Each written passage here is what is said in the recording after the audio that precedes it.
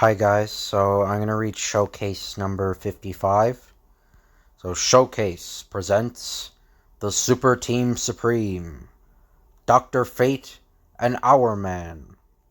Solomon Grundy goes on a rampage.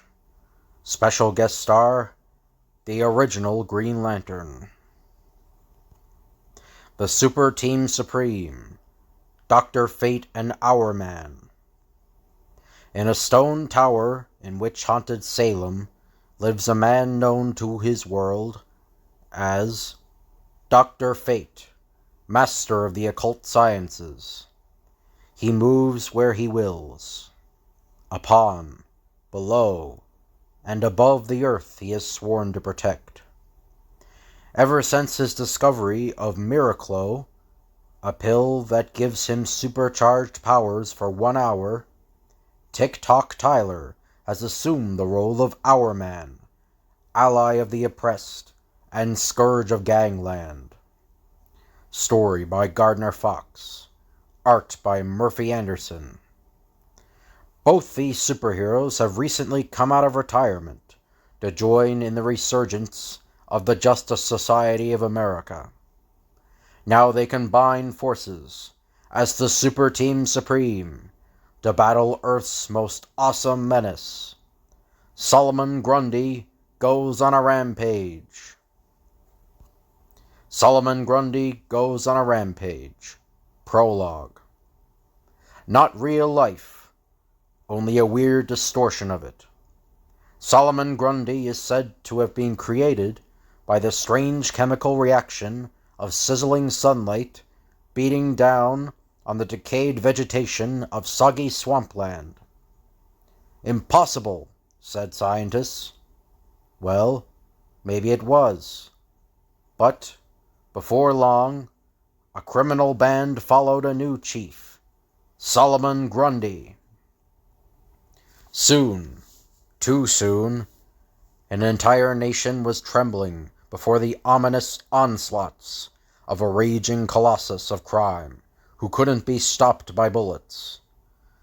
So I forgot to read Solomon Grundy's first appearance. I will read when I get to the Golden Age Green Lantern. I'm gonna read that, and his other. I'll eventually read his other appearance in All-Star Comics, number 33. Finally trailed to the petrified forest by indomitable Green Lantern, a truly titanic battle ensued. You hurt me. That chase across the continent didn't help him any. My ray is weakening him. Bullets couldn't kill him. Jails couldn't hold him.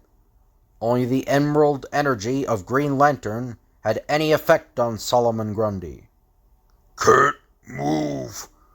I'm caught. And today, here is that vision of terror, still imprisoned in a bubble of emerald energy. Someday, get out. Destroy enemy. Green Lantern. Someday.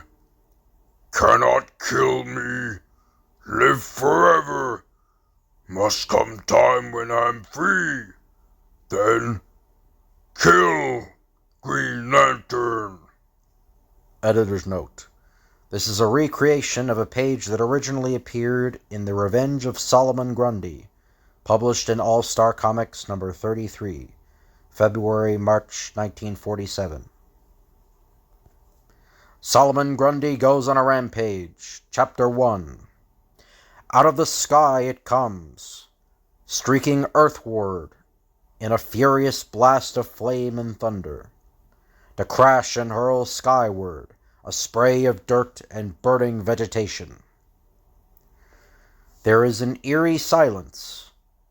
Is this mysterious exploding object a meteor, a fallen satellite, a stray asteroid, or some other visitor from outer space? For things from outer space do fall on Earth. Yet, this is totally unlike anything else that has ever landed on our planet. For, from the wisping remains or remnants of the shattered globe rises a creature with a hate-twisted face. Exiled into outer space by Green Lantern, Solomon Grundy has returned to the earth that spawned him. The figure stumbles away from the impact point, through the woods. I find him. When I find him, I kill. It strides into a lake, proceeding forward even as the waters close about its head, not breathing, not needing to breathe, until it comes to a high stone wall surrounded what used to be, long ago, the watery marsh lands known as the Slaughter Swamp. Wall no stop me. I go back to birth waters. The wall goes down before the giant strength of the eerie humanoid, revealing a glowing marshland in which Solomon Grundy hurls himself headlong. Far away in the witch-haunted hills of Old Salem stands a stone tower, which emits a pulsing glow into the night as... Kent, look! The tower is giving off some sort of strange radiance. Not the tower, but the crystal ball inside it, honey. This hasn't happened in a long time. Archaeologist Kent Nelson and his lovely wife, the former Inza Kramer, hurry into the stone tower, which has no door. The crystal ball glows of its own accord, only when some terrible evil walks the earth. Hurry! I must look into its depths. To the topmost room hurries the married couple, but only Kent Nelson dares stare into that brilliant globe. Odd. I see the radioactive marshlands attached to the Tyler Chemical Company plant. How can that be evil? I'll get your costume, dear. I know trouble when I see it. Next moment, the Master of Magic, Dr. Fate, stands arrayed in the uniform given him by Nabu the Wise. And editor's note, for an explanation of the origin and powers of Dr. Fate, see the text page at the end of this story. I'll direct the crystal ball to show me where the evil comes from, to retrace its steps. Hurling himself upward from the tower, and merging his atomic structure with the very wind, Dr. Fate quickly arrives at the impact point, where the celestial globe struck the earth. Whatever it was that fell here is gone. By reassembling its atoms, I can reconstruct its original form. With the ancient wisdom of the Chaldeanians, he gathers the atoms of the dissipated bubble of force and reshapes them. By Ishtar! This was once a bubble of force, created by my fellow Justice Society of America member, Green Lantern. All the more reason to hurry to the radioactive marshland pool. Some miles away in the Tyler Chemical Company plant office, the president of the company, Rex Tyler, is entering a vault known only to himself. So before I did a voice for Hourman when I was reading the old Justice Society, I tried to do like an impression of Macho Man Randy Savage for him, and I don't think that's really fitting for Hourman because he's like a scientist. So I guess he'd sound like more like a nerdy type of voice. So I'm gonna change his voice again. I'll use that Macho Man probably for like Lobo if I ever get around to reading any of the Lobo comics. But good thing I was working late tonight, so I could be here when the alarm sounded. Some man or animal has blundered into the marsh where we empty the radioactive waste from our cyclotron. Moments later, he dons the uniform of the great crime fighter, Hourman.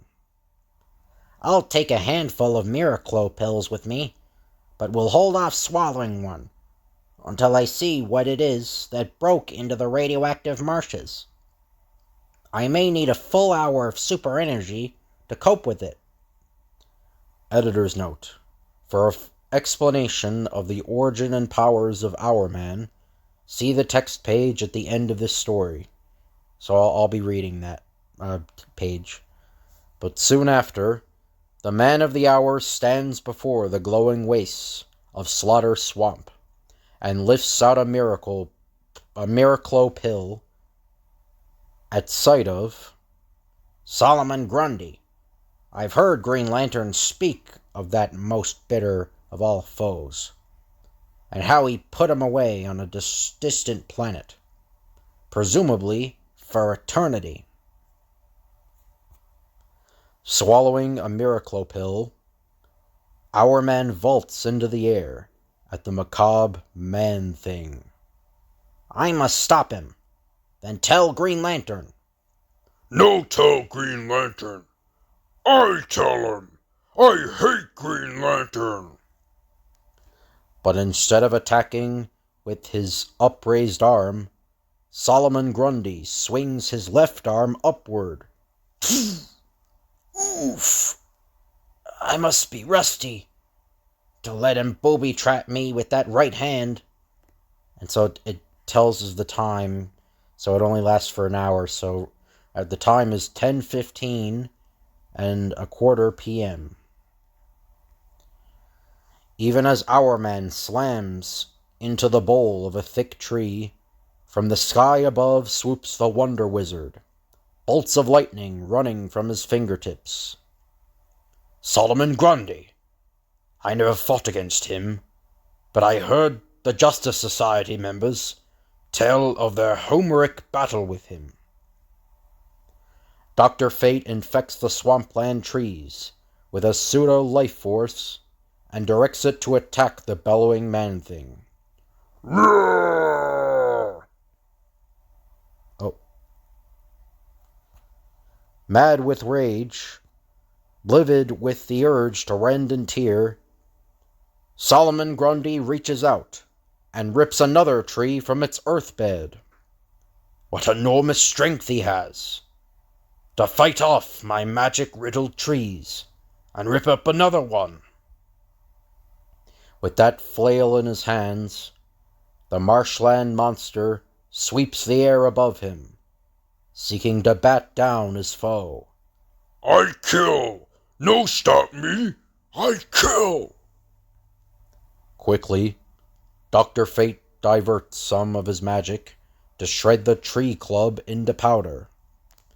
It is evident that Solomon Grundy, being only a pseudo-life form, is not as badly affected by my magic as a true human would be. With a huge roar of defiance, the man-thing rips the trees from his body, even as the Wonder Wizard freezes the very air about him. Magically form the frost crystals. Swiftly, they build and cling to one another, until an immense ice block stands on the rim of the Slaughter Swamp.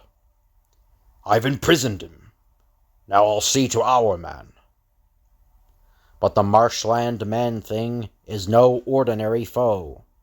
The hate that surges through his body powers muscles that have no human equal. Incredible! I never thought anything could burst the ice I formed around him. His incredible strength calls for new ways to use my magic. As the rending burst of cracking ice fills the night, a groggy Hourman lifts his head. I'll deliberately let Grundy grab hold of me, and when he swings me up to hurl me down at the ground... Dr. Fate, in danger! 10:28 p.m. As Dr. Fate has anticipated, Solomon Grundy grips and lifts the Magic Master, swinging him high into the air. Now that I'm in contact with him, I'll fill his body with electrical magic. High up, the Man-Thing swings his foe, while from Dr. Fate, a flood of crackling electrical magic freezes the marshland monster motionless. Dr. Fate needs a helping hand. I've got to knock Grundy out with one well-timed blow. And so it's 10:29 p.m. Even as Solomon Grundy stands helpless, electrocuted by magic, Hourman rockets to the defense of his friend, unaware that by so doing, he will bring about their own defeat. 10:29:02 p.m. For as he jets into action, the deadly magic suddenly seeps out of Solomon Grundy and back into the body of the Wonder Wizard. Thus, as Hourman slams home his energy-packed fist, he frees the Man-Thing from his spell. I kill! What's happening to me? My Miraclo powers fading away. But the hour isn't up. What's wrong? And 10:29:03 p.m. And so the story continues the next page. Solomon Grundy goes on a rampage, Chapter 2. Like an electrified log, Dr. Fate crashes into Hourman. The titanic force of their collision drives a wedge of insensibility into their brains as their muscles go limp and their bodies collapse into unconsciousness. Towering high above them is the Man-Thing from the marshes, filled with hate, his warped and alien mind holding only one thought. I hate! I kill! For a moment, Solomon Grundy stares down at the crumpled, inert forms of his foes, then turns and plods off through the night. While he shuffles along the road leading toward Gotham City, his body glows with weird brilliance, which spreads to nearby objects made of wood. Quivering with half-life, a glowing fence yanks free of the ground that holds it, and joins a glowing barrel in an eerie flight through the night air after the demonic Man-Thing. In an eerie dance macabre, dozens of wooden objects, all afflicted with a radioactive part life given them by Solomon Grundy, trail him to Gotham City.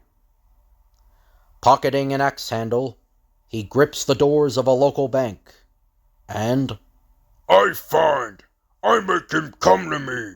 I rob! He know like anyone to rob!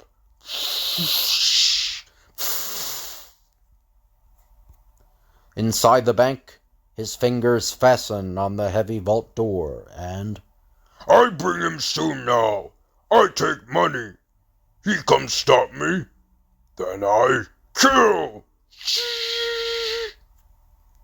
Moments later, the pockets of his ragged, rotting garments, stuffed with greenbacks, the Man-Thing lurches from the bank, where his wooden slaves have been hovering. Where is he? He be here soon, I think. As he howls his fury to the stars. Come get me! Where you hide? I wait! I wait! Where you? Where you? There he is! He come at last! It hardly seems possible. I left Solomon Grundy trapped on a cold, lifeless planet. How could he have escaped my globe of emerald energy? From the power ring shoots a verdant beam of energy, and as it hits the macabre Man-Thing and spreads, it forms another bubble of force with which to contain him. There, that does it. Let's see Grundy escape from that. For those readers who may be puzzled at the unfamiliar costume of Green Lantern, Be advised that this is the Green Lantern of Earth 2. In this other Earth, as contrasted to Earth 1, where Green Lantern is really test pilot Hal Jordan, the Emerald Crusader's civilian identity is that of Alan Scott, ex-radio announcer and now president of the Gotham City Broadcasting Company. From his person, Solomon Grundy lifts a radioactive axe handle and slashes out with it, denting and cracking his power-ring prison. No, I not go to faraway planet again. I stay here and smash Green Lantern. Whew, he sure showed me. The queer, half-alive Wood smashes the power globe as the marshland monster howls his triumph. In the long years when he was imprisoned on that planet, with plenty of time to think, he must have remembered our battles and realized that Wood is my weakness and nemesis. Next moment, the Man-Thing waves his wooden soldiers to the attack. Hit! Hit! Knock him down to me, so I grab him. Quickly, the Emerald Crusader deflects the path of the distant cyclone to blow away those deadly objects. Some of those wooden objects are getting through to me, battering me. With his power ring, he fashions tongues of flames to leap up at those wooden weapons. I'll put out that fire and restore things to normal after I overcome that wooden barrage. But always that army of wood increases, so that the unending blows fell the Green Gladiator. I win! I win! At this critical moment, from south of Gotham City streaks Dr. Fate, fully recovered from his knockout blow. Grundy's grabbing Green Lantern. Fortunately, I was able to track him here by his radioactive footprints. Spotting the Wonder Wizard, the macabre Man-Thing points, and instantly his wooden army regroups itself, and Kill! Kill! Wood is no nemesis of the Master of Magic, however. His body pours out occult powers, and under their eerie spell, I'll reshape their atoms to form a mighty weapon to use against that pseudo-life form. Meanwhile, Hourman has also been trailing Solomon Grundy, as swiftly as he can. Almost 2 hours have passed since I took the Miraclo pill. In another few seconds, an hour having intervened after my hour of energy-charged powers, I can take another. 12:14 a.m. Even as he swallows a Miraclo pill, he sees the swampland scarecrow lifting Dr. Fate's wooden mallet, and swings it. I hope that this helping hand I give Dr. Fate will turn out better than the last one. 12:15 a.m. But, as Dr. Fate swerves aside from the mallet, Tick-Tock Tyler sees his fellow superhero come straight for him. All of a sudden, I have a great compulsion to destroy Hourman. I must battle and overcome Dr. Fate at all costs. 12:15 and a half a.m. Solomon Grundy grows on a rampage. Chapter 3. The instant you touch that magical light curtain, Hourman, you doom yourself. I'll match my Miraclo powers against your magic anytime, Dr. Fate. Solomon Grundy is forgotten before the sudden hate that fills the hearts and minds of the two Crusaders. No longer do they concern themselves with battling the macabre Man-Thing. They are intent only on doing away with one another. The deadly duel begins as Dr. Fate flings up a curtain of magic, and Hourman leaps toward him, energy charged, fist clenched, Confidently, the man of the hour springs into the shimmering drape of awesome enchantment. Ha! His body is stiffening, his mind reeling. But even though Hourman sinks into unconsciousness, he had so much momentum behind him. It carried him clear through my magical curtain. Head over heels, the inert superheroes tumble toward the ground. The instant they thud to earth, the marshland monster trudges off into the night. As he shuffles along the road toward Slaughter Swamp, Solomon Grundy is suddenly framed in a pair of brilliant headlights. For Pete's sake, look there! It's our old pal, Solomon Grundy. Where you been all these years? The man-thing pauses, recognizing his gang of years before. And he's got his arch-enemy, Green Lantern. How about that? Green Lantern put me on Dead Planet. Long time ago. Very cold. Very dark there. Me not like. Then, long time later, big thing like shooting star pass high up. Pull everything off planet not held down. I go too. Now me find Green Lantern. Me get revenge. I ride through space. No need to breathe. Feel cold, but not freeze. Move green ball by holding sides. Make it go where me want. Took long time, but at last I steer it home. Urged on by his eager friends, Solomon Grundy agrees to help them pull off another job, for old time's sake. Attaboy, Solomon. We'll take over now. Man, what a haul! While the swampland scarecrow continues on his way, Dr. Fate and Hourman slowly stir, rise to their feet. What came over us? For a while there, I felt you were my enemy. Same here. But I believe I'm beginning to understand. My hate for you began when you swallowed that miracle pill. So 12:30 a.m.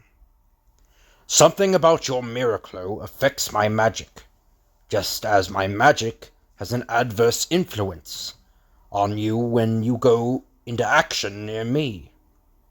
First it weakened us so Solomon Grundy could throw off your magic electricity and hurl you at me. Then it made us fight one another. Perhaps the radioactivity of Solomon Grundy's body had something to do with it. Merging his body atoms with the wind he creates with his magic, the Wonder Wizard rockets into the air as the man of the hour is drawn up after him. I'll create a non-gravitic pathway in the air behind me, so you can ride along, drawn after me by the speed of my flying. Since we have to be reasonably close to have my miracle affect your magic, I'll make sure to keep my distance. So 12:31 a.m. With the master mage leading the way, Tick-Tock Tyler speeds along behind him with the ease of an air skier, until Dr. Fate, look below you! And 12:33 a.m.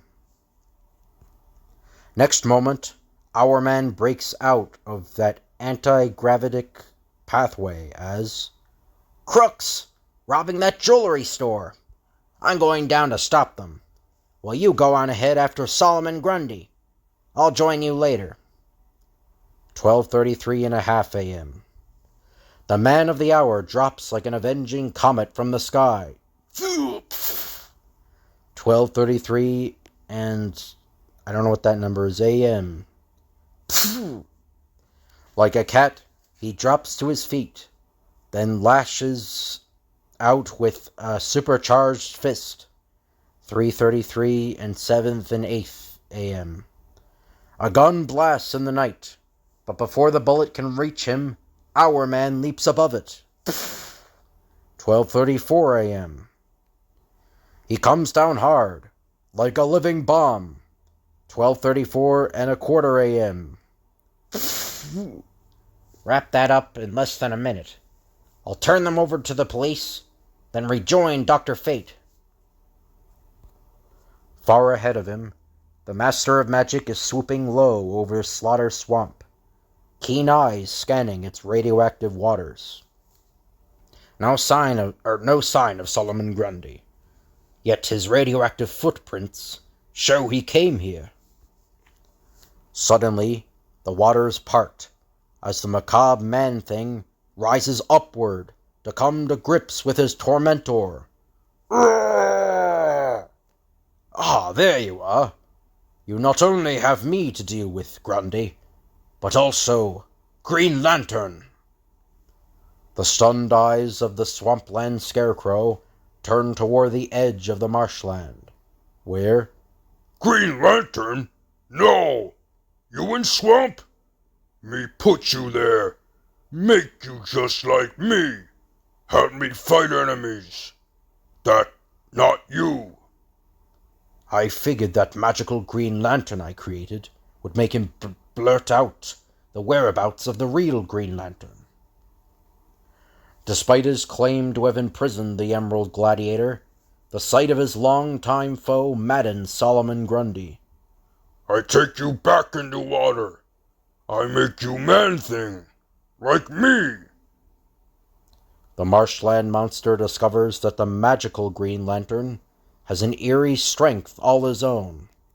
You hit hard, but I knock you out. You wait, you see. To one side, Dr. Fate has cast an ancient spell, lifting the glowing waters of Slaughter Swamp upward into the air, revealing a monstrous Green Lantern. Solomon Grundy brought him here to make these radioactive waters turn him into a pseudo-life form, like himself. Shambling forward, the transformed Green Lantern hurls himself straight at the Wonder Wizard. He doesn't know who he is, or who I am. He is completely under the spell of the radioactive swamplands. A beam from the power ring forms a great green mace that plummets downward at the mystical mage. I kill! With his left hand, Dr. Fate catches and holds the mace, as his right hand hurls tiny suns at his fellow Justice Society member.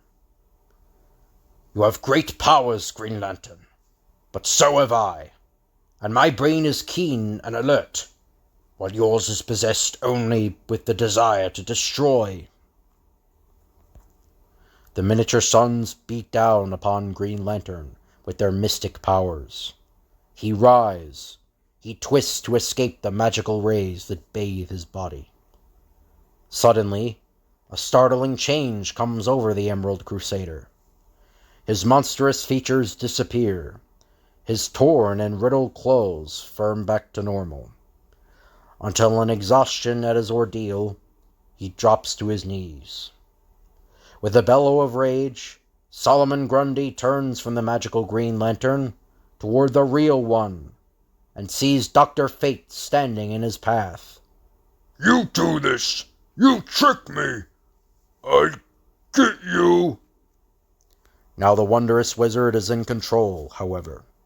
His magic is never stronger as he hurls a sorcerous battering ram at his eerie foe. Yep. Then, out of the night races Hourman, eager to be in at the finish. Attaboy, Dr. Fate! You knocked him within range of my fists. Hold him off on your magic while I give him a dose of my super energy. It's your turn now. 12:47 p.m. As the macabre man-thing hurtles back toward him, the Wonder Wizard whips him around and around until... Coming right back at you, Hourman. This is like a wrestling tag team match. As long as we work in turns, we can each use our superpowers. 12:47 and a half p.m. Or should be a.m., I think. Upward into the air jets Hourman, high above the swampland scarecrow. 12:47 and 3/4 p.m. Reversing direction in midair, he powers a pulverizing blow down on Solomon Grundy. 12:47 and 7/8 p.m. As Dr. Fate continues the onslaught, a revitalized Green Lantern moves in. Let me help out, fellows. You must know that by now that nothing can knock Grundy out because of his strange life form. We must do something else. What do you got in mind, Green Lantern? To imprison him in a modified force bubble. The one I originally created years ago was weakened over the years because of its long trip into space and its fiery fall through the Earth's atmosphere, so that it cracked open and dissipated when it landed. Side by side, Dr. Fate and Green Lantern rise into the night sky. I understand. I'll add my magic to the energy of your power ring. Exactly. Together we'll create a globe, half energy and half magic, that will last until the end of time. From magical fingertips and power ring pour dual energy, creating a massive ball of alternating bands of magic and matter. That ought to hold him.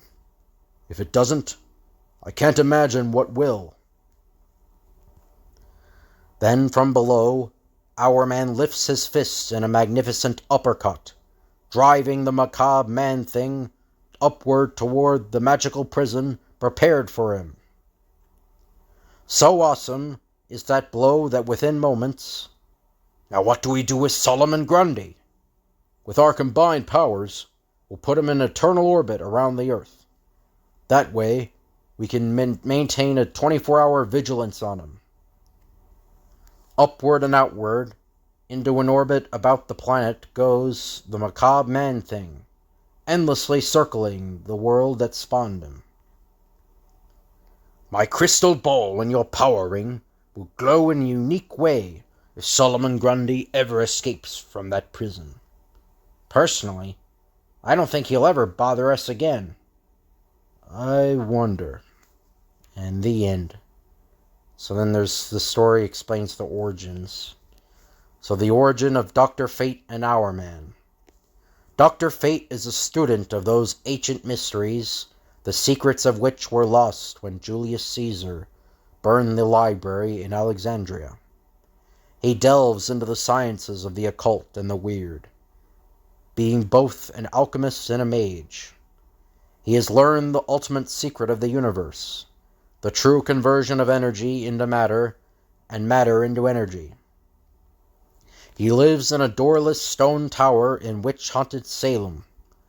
In his civilian identity of Kent Nelson, archaeologist, he is married to Inza Kramer, who shared his many adventures as originally reported in More Fun Comics. From his initial appearance in the May 1940 issue, number 55, through issue number 98. Dr. Fate also appeared in many all-star adventures, as a member of the famed superhero organization, the Justice Society of America. The son of an archaeologist, young Kent Nelson accompanied his father Seven to the Valley of Ur in his quest to solve the riddle of the building of the pyramids. There, Kent discovered the living but inert body of Nabu the Wise in a casket. By pushing a lever, Kent set a flood of gas into Nabu's casket, releasing him from the state of hibernation in which he had lain for centuries. When Kent found his father dead, Nabu remained with him, teaching him the secrets of the universe, the lost mystic arts of Chaldea and Egypt, Babylon and Sumer. Nabu was from Cilia, a planet that orbits close to Earth once every several thousand years. When he was about to return home, he gave Kent Nelson the blue and gold uniform which he was to wear in his adventurous career as Dr. Fate. Recently, Dr. Fate reappeared with the revived Justice Society to help its counterpart on another Earth, the Justice League, combat the crime champions and the crime syndicate of America. Hourman.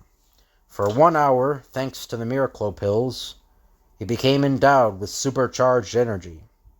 At the start of that hour, he once again was a normal human being.